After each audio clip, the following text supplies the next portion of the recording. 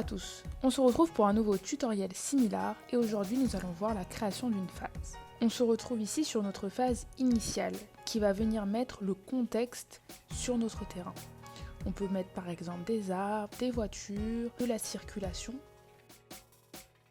Je vous invite ensuite à cliquer sur ce petit calendrier avec le plus et on retrouve ici nos phases. Ici, j'ai déjà créé plusieurs phases, la phase 1, la phase 2, la phase 3 et une phase test.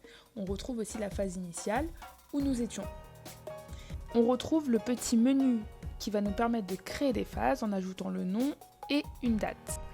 On retrouve du coup ici le menu avec nos différentes phases. On va venir cliquer sur notre phase 1, ce qui va me permettre de pouvoir vous la présenter. Donc ici où il y a la création de travaux qui a été réalisée. Je reclique sur notre petite catégorie phase et vous voyez que la phase 1 est grisée. Je vais vouloir créer la phase 1 bis. Donc je vais venir la nommer, puis ajouter une date. Ce qui est vraiment important à savoir, c'est qu'il ne faut pas qu'il y ait le même nom et aussi la même date. Ça veut dire que si votre phase commence du 1 au 2, il faudra qu'elle commence par exemple du 2 au 3. Donc voilà.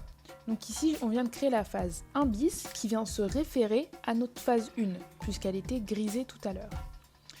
On va venir pouvoir la déplacer et mettre la phase 1 bis sous la phase 1 à l'aide des petites flèches. On va pouvoir faire la même chose pour la phase 2. Donc ici, nous retrouvons notre phase 2 avec des travaux à un endroit différent. Je viens changer le nom et mettre la phase 2 bis. Vous voyez bien sur votre gauche que c'est la phase 2 qui est grisée. Je viens mettre des dates, bien évidemment différentes, et on retrouve ici notre phase 2 bis, qui a comme phase de référencement notre phase 2.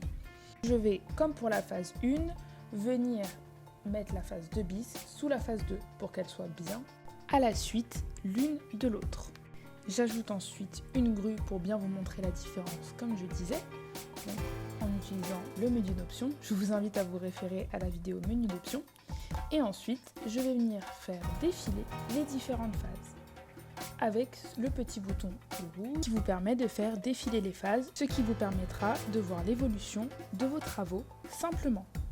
Je vous souhaite une très bonne journée avec les tutoriels similaires. À bientôt!